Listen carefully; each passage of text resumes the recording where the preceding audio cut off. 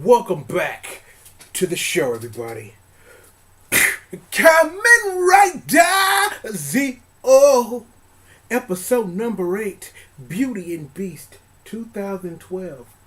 Please. See, full bring it to you, you know what I'm saying? Like, full flourish everything, because you know I'm super late, but regardless, I'm going to give you a reason to watch, because, yo, this was an interesting episode.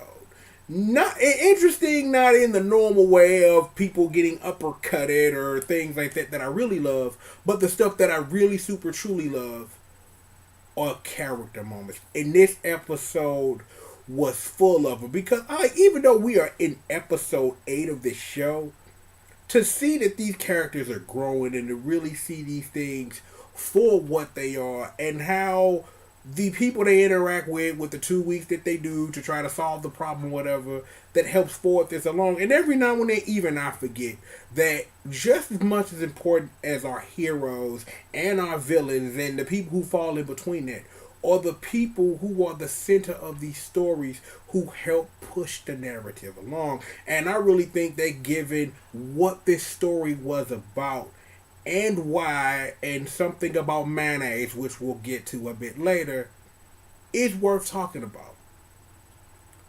Our boy, OG Young Sogo, still growing. I'm like, we talking about a man who was able to get the Lord Waz and the boy Gay Z to kind of, sort of get along.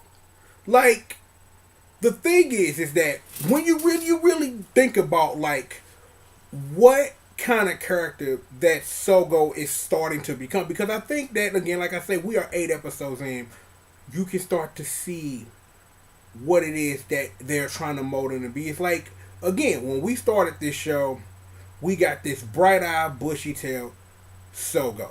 I can't wait to be king. I promised there weren't going to be musical interludes before I started this in my own head.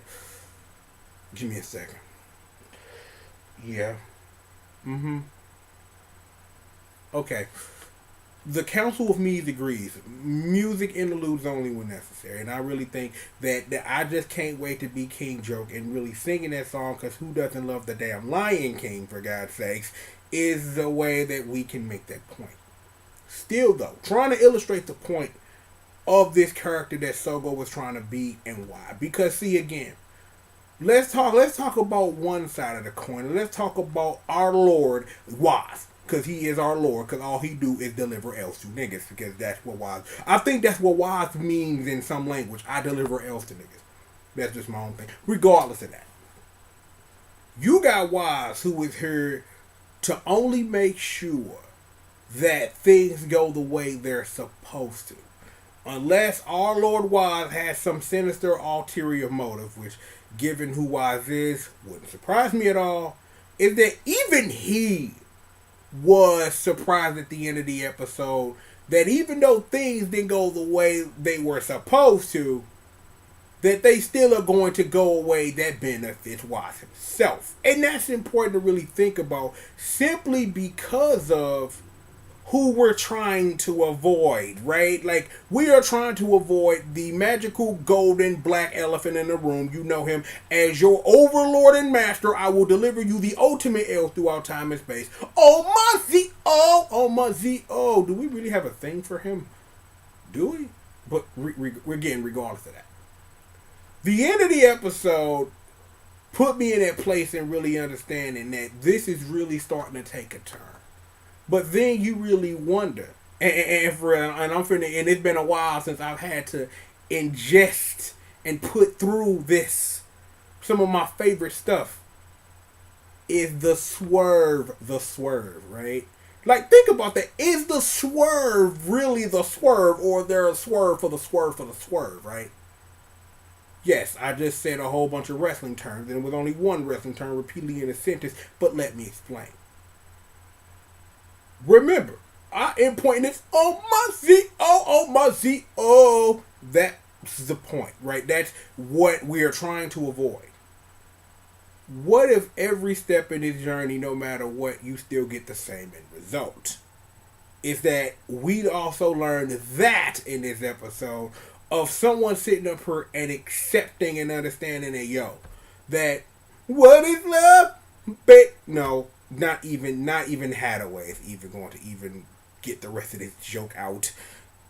Again, thinking about that this whole time that our another Kamen Rider Wizardo was driven by trying to do magic tricks and tricking magic tricks if you got it and things like that, and understanding at the end is like, yo, I can tell my past self, yo, don't sit up here and hold this L to the chest. Hold a better L, and then if you hold this L, it might turn into a W because she gonna turn you down anyway. Cause you's a scrub. No, I'm not gonna sing TLC either. I thought we agreed that we were only going to do the musical interludes when they mattered, and I really think because it's like if you're gonna sing Scrubs, then I gotta sing Pigeons, and y'all don't know nothing about no Sporty Thieves. So I'm not even finna go there with y'all. Speaking of that, however, the other side of our coin. Our boy Gazy, aka Debo 2068. I don't really know if that name gonna stick. I think we just gonna stick with Gazy. I'm like, I've been workshopping it, right? Like I've been working shopping that with the boys in the lab, man, because we still trying to get these nicknames together. You know what I'm saying? Trying to get them together. And I always thought Gazy just worked because it just rolled off the tongue like, yo, Gazy, and it works. Debo, like he only uppercutted a dude once. Like if we can go back to Debo 2068. If the boy Gazy just walks around and just keeps uppercutting fools. But until, you stay uppercutting fools, you're just going to be Gazy. Here's the thing about our boy Gazy. How do I say this? Gazy and Moon Juice, hurry up and kiss. Hurry up and kiss. Hurry up and kiss. See, I never thought that we would get to the point to where I get to push ships on you, but I am down with the gay Tsukiyomi ship. Like somebody need to come up with a ship name and get at me in the comments because you saw that look on his face. The old dude was talking to old Shard. He was like, "Girl, I can't do magic, but I love you." And then Gazy just sitting up here looking like moon juice. I'm like already, but I'm like. Already. You know what I'm saying? Already. Regardless of that. That's an interesting character term. That for Gaze, for all of his grandstanding, right? Of I'm impressed. All of my friends are being killed. If you cross me and you become my Z, my Z, I will zap you in your sleep. He has real legitimate feelings, more than friend feelings, for one Tsukiyomi who we lovingly call around here Moon Juice. Now, here's the thing. I remember the end of last episode. Like, Gaze was legitimately pissed this happened. Like, that, and that's what started. It's like, even for our Lord Wise and his interfering and all of that, is that even if you interfere in something and somebody's true feelings come out, you can't stop that no matter how hard you try. That's just what it is. And it's like, if the show wishes to explore that, they are free to. That I'm not going to sit up here and force my wishes on the show. If they really want to explore romance within this gay Tsukiyomi thing, do it. But don't sit up here and do it at the cost and behest of the character. You know what I'm saying? Because again, this is episode 8. It's like that's something that at the end of the show where Gaze in this unwinnable secret. I love you, Moon Juice. I'm about to take this bullshit. Wee! And then something like that. And then, then Tsukiyomi gets pissed, things like that. You can work that. I really don't think episode 8 is where you are going to insert that. You know what I'm saying? Like, really insert all of that. Here's my point, though, for all the jokes that were inserted in there and all the fun stuff. The most important thing that happened this episode was the magic of character development. Even character development in characters we're never going to see again. Like, you really think we finna see fake Kamen Rider Wizard? Hell no. The chick that owned the magic shop? No. His homeboy that stole his pussy? No, none of that. No. We're not gonna see none of that. But it was important for those characters to have some resolution, even though there was no actual real resolution of, hey dog, hey man, just tell her how you feel, brah. Because if you do, man, even though she gonna reject you because you's a little bitch, it's gonna be alright. Alright, man, I believe you, man. I'm gonna tell her, baby, you know I love. Shut up, little dumbass nigga! Like, damn, that's fucked up. Womp womp. It's kind of jacked up. But regardless, again, more jokes aside. Let's just jokes. Just throw them over there. Jokes, right? Regardless of all of that. It's important to see that, as I talked about earlier, the swerve for the swerve for the swerve for the swerve, right? Sogo keeps impressing me with the way that he handles situations. It's like you got Gay Z. It's like, I'm gonna say this. Sogo needs a gaze. You know what I'm saying? Like, every good intentioned dude needs somebody to keep him down to earth. And if keeping him down to earth means the threat of your unholy life getting slit your throat while you sleep, okay, that's fine. But I like that just came to me. It's like, it's like when I really see, like, again, like I did, like it just dawned on me. Like I just thought about this. Like in the middle of this, like seeing and understanding this partnership at work, this, let's call it what it is, very, very, very, very, very uneasy alliance between the past version of a man who will kill everyone you love, the girl you may love, and the you don't really care so much about when you really think about it, because Gay Z, you that kind of dude, is to really see that, again, like trying to build this relationship, and we've talked about that off and on through the episode so far, but really sitting up here and thinking about that, yo, Sogo needs a gaze, and gaze needs a Sogo. You know what I'm saying? Like, without the understanding and knowing that all of your friends have been murdered and destroyed, who the hell is gaze as a person? It's like, it's real shit. There are people, and they're like me, like, as much as I've been on the mic, you guys know about me and my story, there are things that happen in our lives that define who we are. And for someone like Gaze, it's having everyone you love murdered. You know what I'm saying? And that's okay. Well, it's not really, but it's okay anyway, because it's just okay.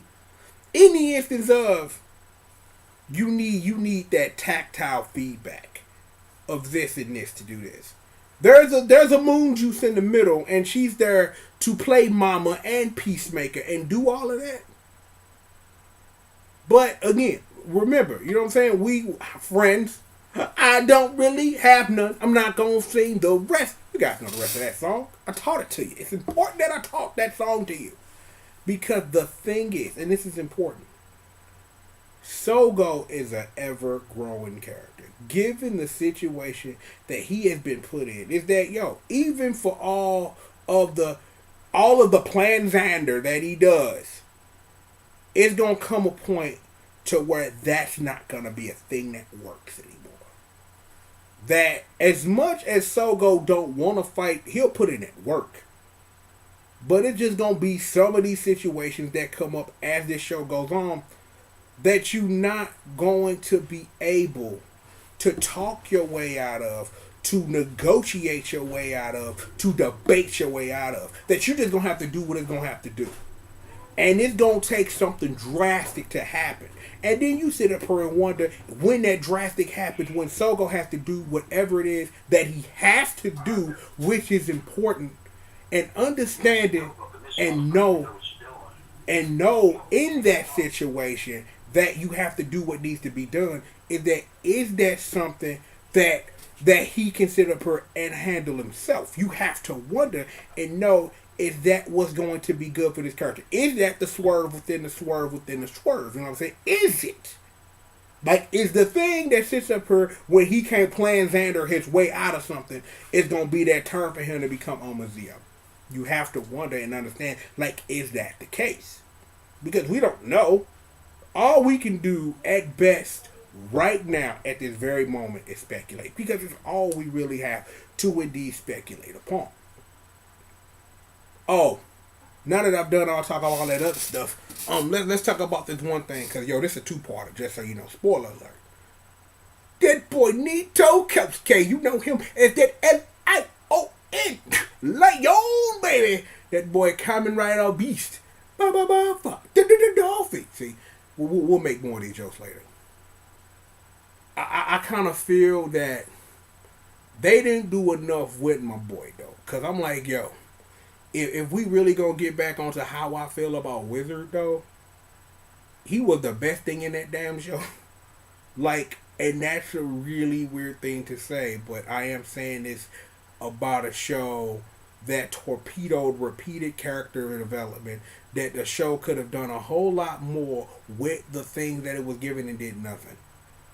It hurt my feelings sometimes to talk about Wizard for real.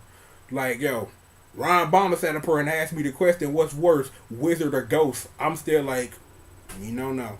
Because I don't. Because it's like, it's two different reasons why I was disappointed in each show, and really sitting up here and trying to outweigh, like, what does worse? That's not a discussion anybody should have. But my feelings on Wizard are what they are, and I really honestly think that maybe it might be time, with a clearer head, to just watch the show straight as it happens, to sit up here and reabsorb what it is, to really see if my feelings are the same on it.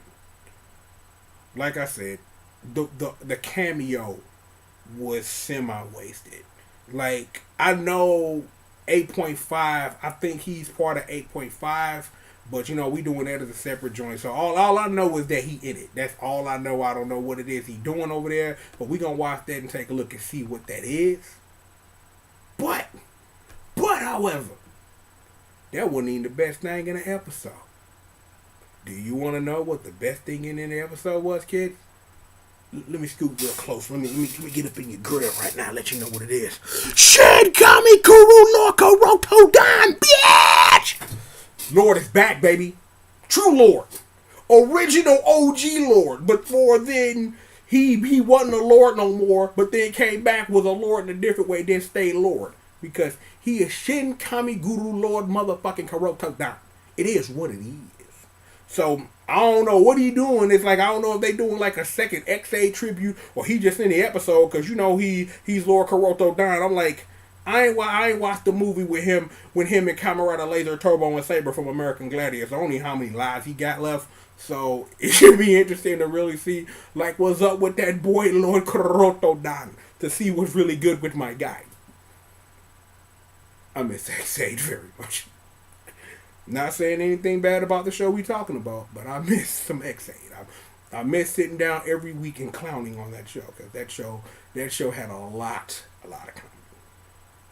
Regardless of that, like I said, we got more show for you. We're gonna come right back after these commercial messages with 8.5. Once I sit down and watch it, figure out what it is. That'll be a little quick. We got some news we gotta take care of, and all of that old good stuff.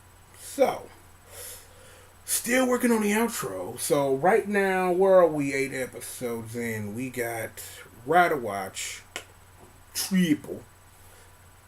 We got the Rider Time. We got the Boom. We got the Bang. We got the and then almost Kamen Rider. We got that. We still trying to workshop that, but we're trying. We trying to get that together. So I got the boys in the lab. We working on that.